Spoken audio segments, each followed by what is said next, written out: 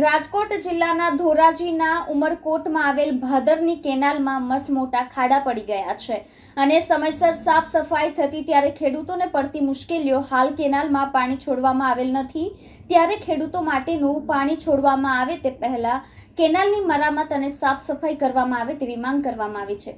રાજકોટ જિલ્લાના ધોરાજી તાલુકાના ઉમરકોટ અને આજુબાજુના વિસ્તારોને કેનાલ મારફતે ખેડૂતોને પાણી આપવામાં આવતી કેનાલની હાલત અતિ દયનીય સ્થિતિ બની ગઈ છે કે કેનાલમાં મસમોટા ખાડાઓ પડી ગયા છે અને સમયસર સાફ સફાઈ થતી નથી. તેથી ખેડૂતોને પડતી મુશ્કેલીને લઈને ઉમરકોટના ખેડૂતોએ પોતાની વ્યથા ઠાલવી હતી, જેમાં ભાદર કેનાલમાં હજુ પાણી નથી છોડવામાં આવ્યું. તે પહેલા કેનાલમાં મસમોટા ખાડાઓ પડી ગયા છે, તેની મરામત અને સાફ સફાઈ કર્યા બાદ જ કેનાલનું પાણી છોડવામાં આવે.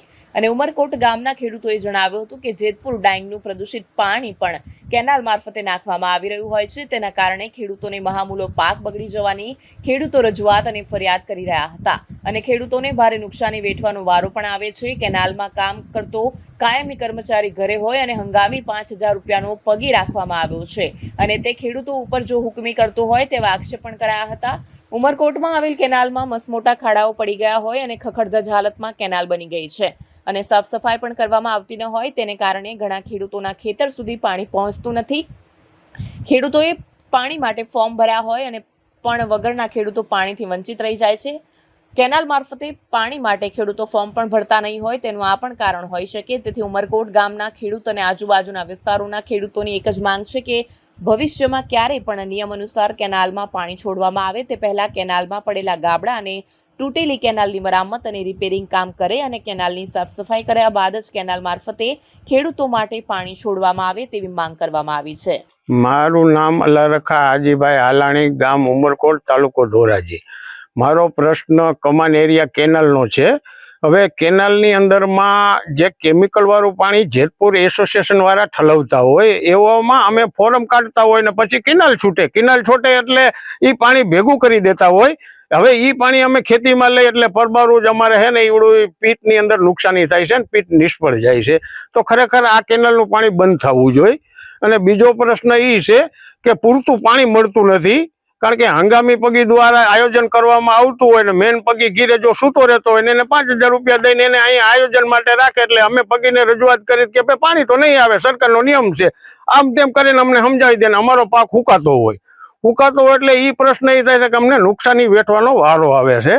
એટલે ખરેખર આનું આયોજન હરખું કરીને અમને પાણી આપે એટલે એનાથી અમે આજે કાંઈ અમારો પાક જળવાઈ રહીએ એના હિસાબે અમારે આયોજન કરવું પડે છે. એટલે અમારી માંગણી સ્વીકારો અને આયોજન કરીને અને કાયદેસરનું પાણી દો એવી અમારી નમ્ર વિનંતી છે સાહેબ. મારું નામ કાદરમી આસમિયા, હું રહેવાસી ઉમરકોટનો છું. મારી ખેતી ઉમરકોટની સીમમાં આવેલી છે અને કેનાલમાં જે કાંઈ ગાબડા પડ્યા છે એને હિસાબે રિપેરી કામ થતું નથી. અમે અવારનવાર ફરિયાદ કરીએ છીએ, કોઈ કામ કરતું નથી. અમને છેવાડા સુધી પાણી કેનાલ તૂટવાને હિસાબે ભૂગતું નથી અને એને લઈને અમારે પાકની નુકસાની ભોગવવી પડે છે. અમારું પાક સુકાય છે. મારું નામ જીતેશ છે, ગામ મારું ધોરાજી. એક ખેડૂત આગેવાન, ખેડૂત અગ્રણી તરીકે આજ મને મારા ગ્રામ્યના જે તાલુકાના ધોરાજી અંદર ગામડા આવેલા છે, આજે એ લોકોએ પણ મને મારા કિસાનોએ બોલાવેલો છે. ઉમરકોટની અંદર જે હાલત આ કેનાલની છે આજની તારીખમાં, આ તમે જોઈ શકો છો કે આવા મોટા મોટા ગાબડા, ઝાડીઓ, ડાખરાઓ, આ જેતપુરથી કેમિકલયુક્ત પાણી કે જે લોકો ડાંગ એસોસિએશન એ ટેન્કરો મોઢે ઠલવી જાય છે અને સરકાર ગાયાધારિત ખેતીની વાતો કરે છે. આજ મારા કિસાનોની જમીન જે બંજરો બની ગઈ છે, આજની તારીખમાં એક પણ જળસી વાવ્યા પછી મારો કિસાન હાથમાં લઈને થઈ શકતો, એટલું કેમિકલયુક્ત ડોળું પાણી આવે છે. આજની તારીખમાં જે મારા કિસાનોને ઉમરકોટ ગામડાની અંદર જે પાણી છેવાડાના કિસાન સુધી નથી પહોંચતું, આનું કારણ શું છે? આ તંત્રની દોર બેદરકારી છે. આજ મારો કિસાન ફોર્મ ભરે તો કેમ ભરે? આજે આ કેનાલ તૂટી આજની તારીખમાં ચાલુ હોય અને હજારો હેક્ટરમાં ધોવાણ થઈ જાય તો મારો કિસાનની આ જવાબદારી કોણ લેશે? આ તંત્રની દોર બેદરકારી છે. આ કેનાલ કમાન્ડ એરિયામાં કેટલા હજારો હેક્ટરોમાં આ વાવેતર ફેલ થાય એ સરકારી આંકડા મુજબ લેવા ખોટા છે. આજ મારી પાસે તમામ આંકડાના પ્રૂફ સાથે અને દાવા સાથે હું કહું છું કે મારા કિસાનોને ઠેક સુધી પાણી મળી રહે, છેવાડાના ખેડૂતોથી આ મારી નમ્ર અપીલ છે.